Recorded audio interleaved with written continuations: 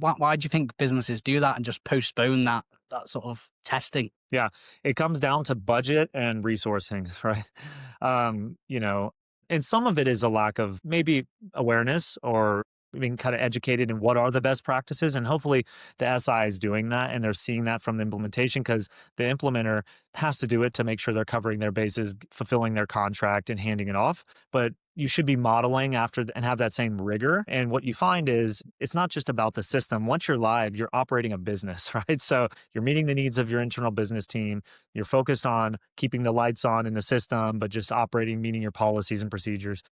And it's very easy to have this drift occur where you either don't see the importance of it because of just lack of awareness, or maybe you've gotten away and with no fire drills have happened yet, but it's only a matter of time until that happens. And so, the cost of doing it manually, right? Most companies look at that and they say, I can't hire 3 or 4 more FTEs to have full-time testers. I don't have the budget for that. And so what they end up doing is tapping on the same people that implemented in the project. So people whose day job, they have a day job, full-time job, and saying, hey, before this release, could you just carve out some extra time to test? So it's kind of a burden on those people, number one. Number two, let's say there's 2,000 different processes or transactions in a system. They're probably only testing 100 of them.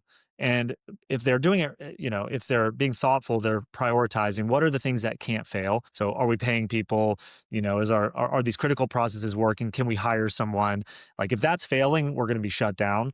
But they're not getting to the remainder, the 90, the 80%.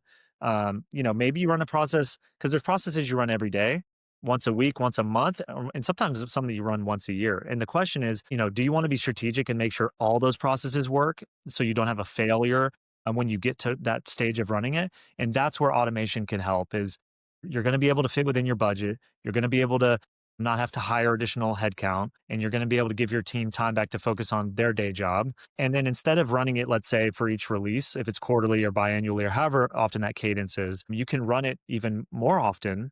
You can run it for patches because a lot of times patches come in sometimes weekly, sometimes monthly.